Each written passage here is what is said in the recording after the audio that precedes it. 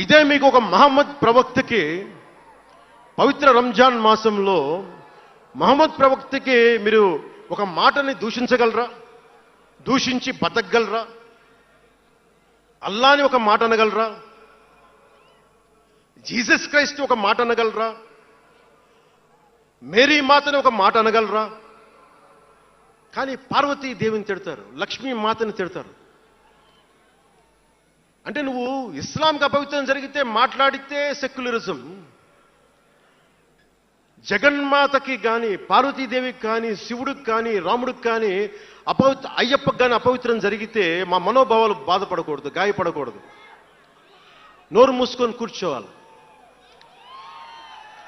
ఆ జనరేషన్ పోయిందిరా బాబు,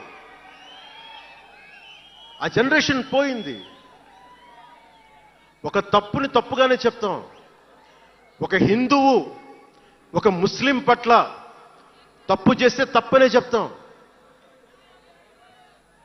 ఓల్డ్ సిటీలో ఉండే ఒక నాయకుడు 15 నిమిషాలు కళ్ళు మూసుకోండి, పోలీసుల్ని మేము హిందువులకి ఏంటో మేము చూపిస్తామంటే అది తప్పు పట్టకూడదంటే ఎట్లా?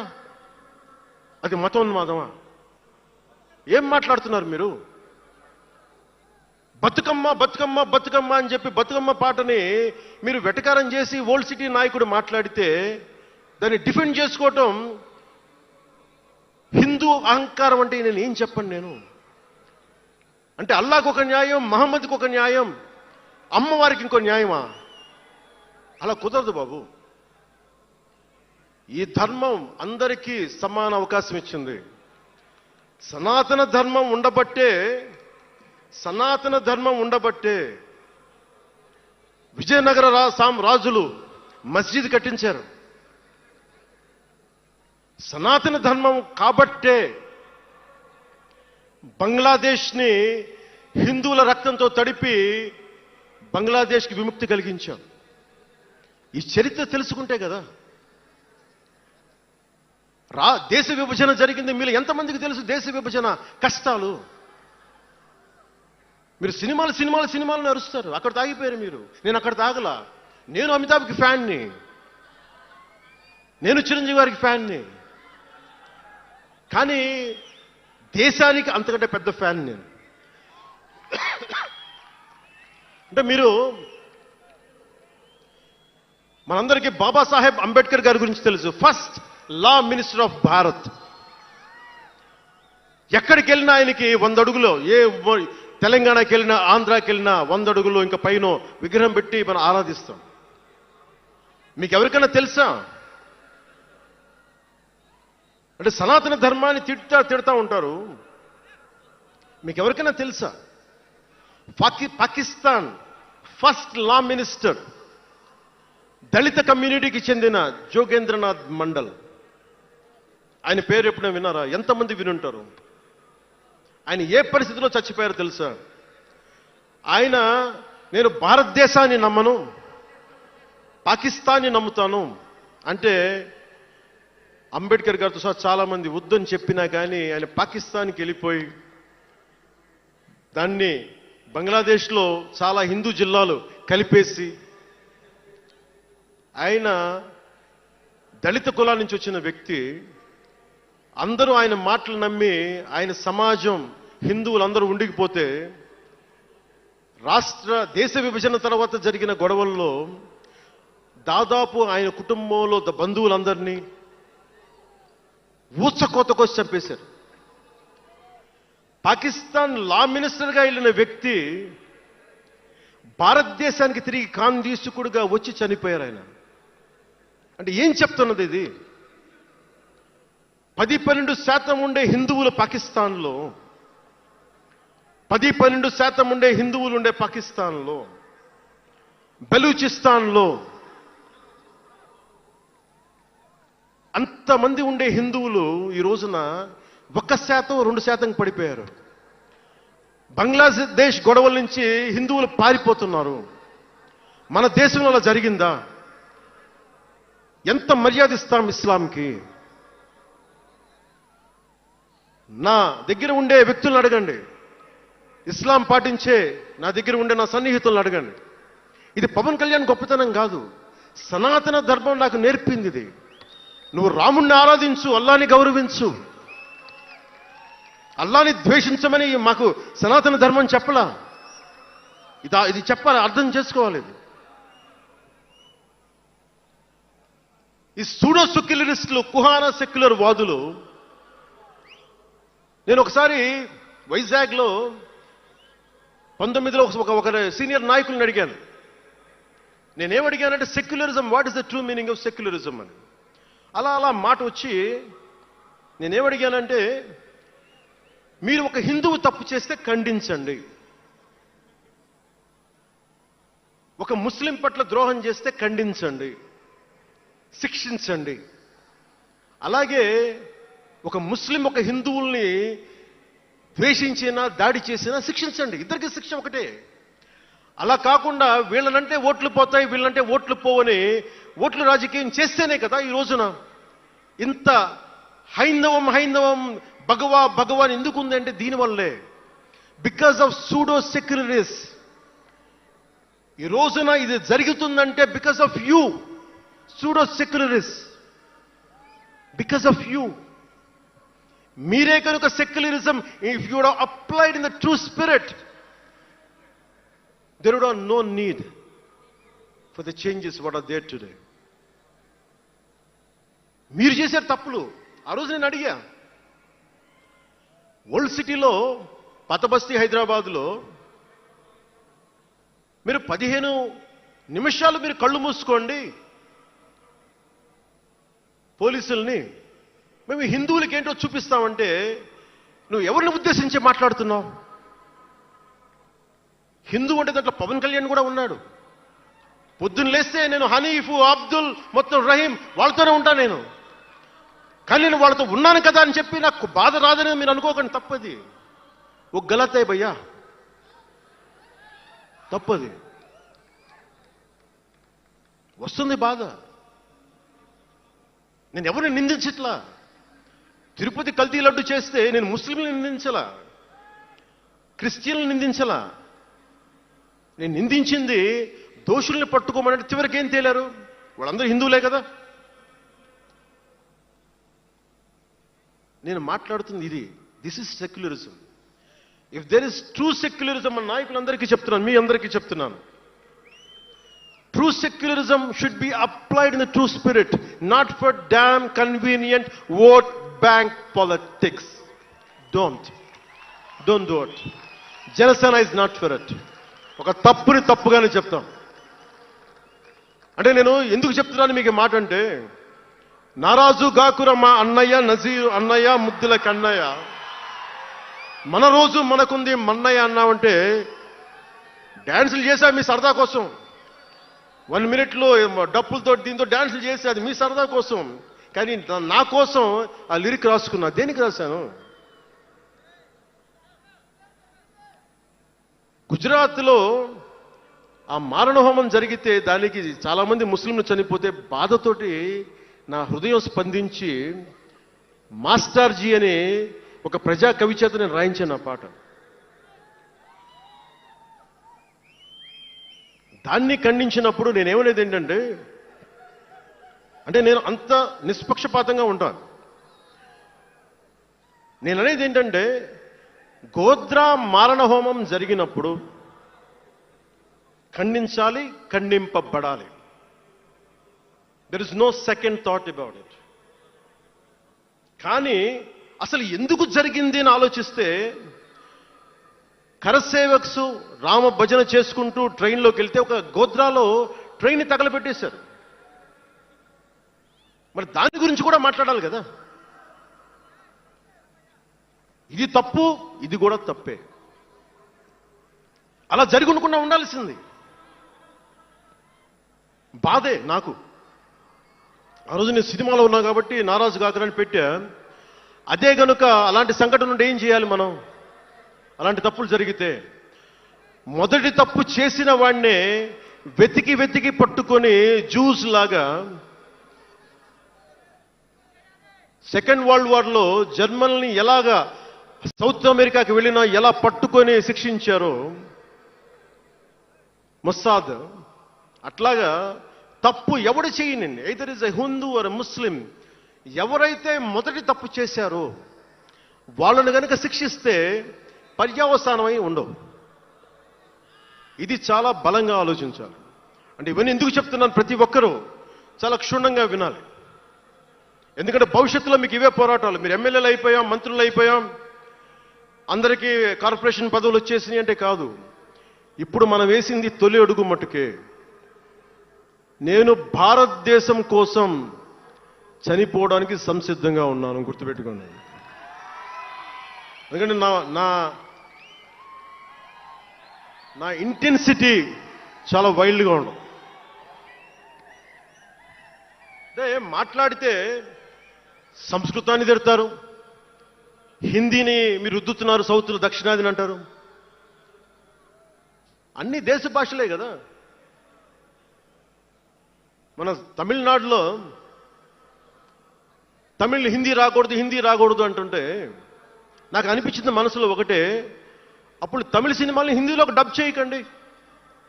డబ్బులేమో హిందీ నుంచి కావాలి, ఉత్తరప్రదేశ్ నుంచి డబ్బులు కావాలి, బీహార్ నుంచి డబ్బులు కావాలి, ఛత్తీస్గఢ్ నుంచి డబ్బులు కావాలి, కానీ హిందీ మాకు వద్దంటే అదే న్యాయం. పనిచేసే వాళ్ళందరూ మనకి బీహార్ నుంచి రావాలి, కానీ హిందీని ద్వేషిస్తానంటే ఎట్లా?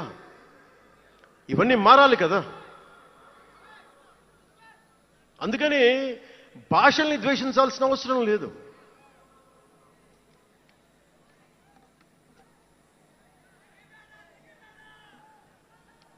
అంటే మనం ముఖ్యంగా హిందువులందరికీ నేను చెప్తా ఉన్నాను, మీరు ముస్లింలను చూసి మీరు నేర్చుకోండి. పవిత్ర రంజాన్ మాసంలో ఉపవాస దీక్ష వహిస్తున్న నా ముస్లిం సోదరులందరికీ నా హృదయపూర్వక రంజాన్ శుభాకాంక్షలు. సంస్కృతాన్ని తిడతారు, గుళ్ళల్లో సంస్కృతాలు మంత్రాలు చదవకూడదంటారు. ముస్లిమ్స్ ఆ మాట అంటున్నారా? అరబిక్లోనే కదా, ఐదర్ హిందూ ముస్లిం, ఐదర్ ఆంధ్రప్రదేశ్లో ముస్లిం కావచ్చు, తెలంగాణలో ఉన్న ముస్లిం కావచ్చు, తమిళనాడులో ఉన్న ముస్లిం కావచ్చు, అరబిక్లోనే కదా మంత్రాలు చదువుతారు, ప్రార్థిస్తారు. హిందూ ధర్మంలో సంస్కృతంలో చేస్తారు. దానికి ఏంటి సమస్య? తమిళంలో చదవాలా, తెలుగులో చదవాలా, కన్నడంలో చదవాలా? ఆ విధి విధానాలు ఉన్నాయి, వదిలేసేయండి వాటిని. వాటి జోలికి వెళ్ళకుండా కష్టాలని వాటిని పట్టించుకోండి.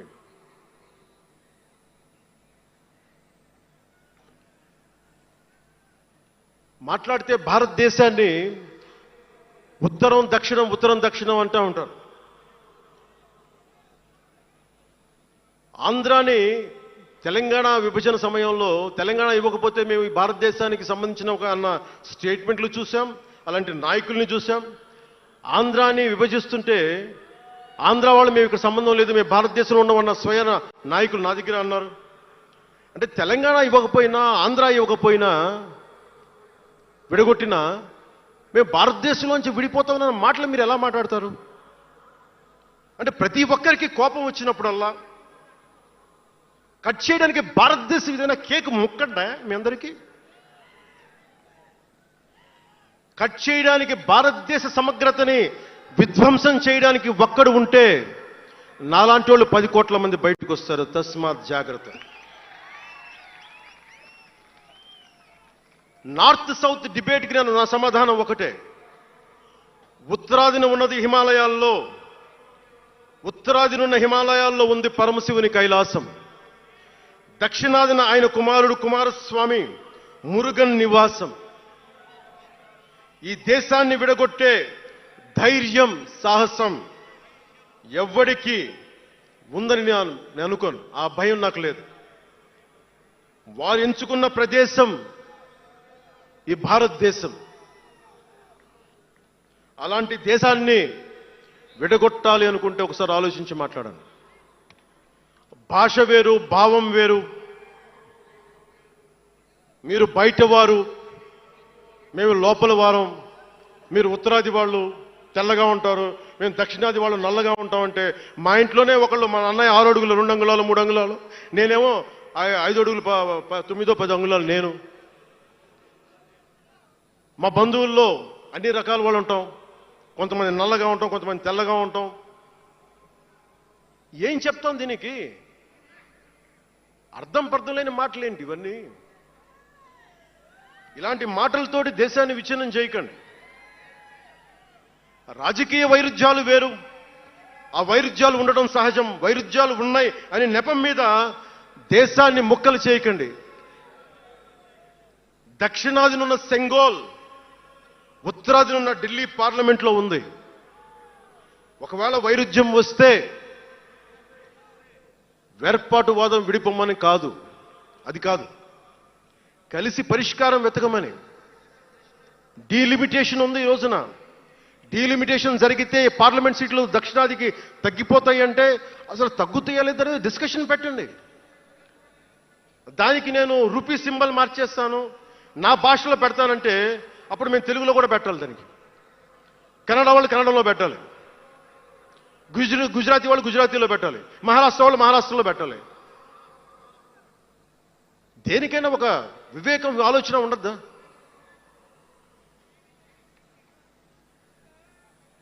ఉన్నత పదవుల్లో ఉన్నవారు మీరు చాలా ఆలోచించి చేయాలి. చాలా ప్రభావితం చేస్తాయి మీ మాటలు. ఒకటి విధ్వంసం చేయడం తేలిక, ఒకటి నిర్మాణం చేయడం తేలిక, కష్టం. నేను వివక్ష అనిపించలేదు అనుకుంటున్నారా మీరందరూ? తమిళనాడులో పెరిగినప్పుడు 14 ఏళ్ల వయసులో నేను తమిళనాడులో పెరిగినప్పుడు మైలాపూర్ స్కూల్ అన్నారే, గొల్టింగ వాడ అని పిలిచేవాడు. నేను నాకు అర్థమయ్యేది కదా గొల్టీ అంటే ఏంటి అనుకునేవాడిని. అదొక డెరిగేటెడ్ టర్మ్ అది. నేను మా మాస్టర్ గారిని అడిగాను, రామ్నాథన్ గారిని అడిగాను, సార్ ఇంత మాదిరి சொல்றாங்க సార్, గొల్టీని சொல்றாங்க సార్ అంటే ఆయన నాకు ఒకటే మాట చెప్పాడు. వాళ్ళని పిలిచాడు, వాళ్ళు తిట్టాడు ఏదో. ఏంటి సార్ గొల్టీ, ఎందుకు సార్ గొల్టీ మీనింగ్ అంటే ఆయన ఏదో నవ్వి వదిలేసి ఆయన ఒక మాట అన్నాడు, అరే తెలుగుని రివర్స్ பண்ண గొల్టీ అని சொல்லுவாங்கடா, அப்படி என்ன பெரியார் வந்து தெலுங்குக்காரன் தான்டா, பெரியார் வந்து தெலுங்குக்காரன் தான், బలిజన్ నాయకర్ సార్ అవరు. ఆ టైంలో ఇప్పుడు మన తిరుపతి రాయలసీమలో ఉండే బలిజ నాయుడు కులానికి చెందిన వ్యక్తి పెరియార్ గారు, తెలుగు. ఆయన ద్రావిడ ఉద్యమ రూపకర్త.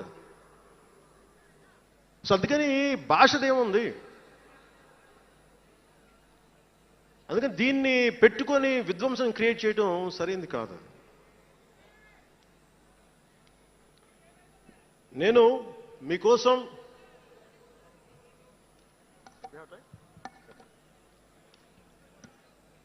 జన సైనికులకి, వీర మహిళలకు, నాయకులకు, అండగా ఉన్న శ్రేయోభిలాషులకు, ఆదరించిన ప్రజలకు, నమ్మి నిలబడ్డ సహచరులకు ఒకటే చెప్పదలుచుకున్నాను, మీరే నా బంధం, మీరే నా అనుబంధం, మీరే ఈ జనసేనానికి రక్త సంబంధం. మనందరికీ ఒక కీలక కర్తవ్యం ఉంది. దాని గురించి మాట్లాడుకోబోయే ముందు కవి శేషేంద్ర వాక్యాలు చెప్పి ముగిస్తాను. ఒక తరాన్ని ప్రసవింపజేయడం అంటే ఒక తమాషా కాదు, ఒక నిండు కళల జగత్తుని మేల్కొల్పడం.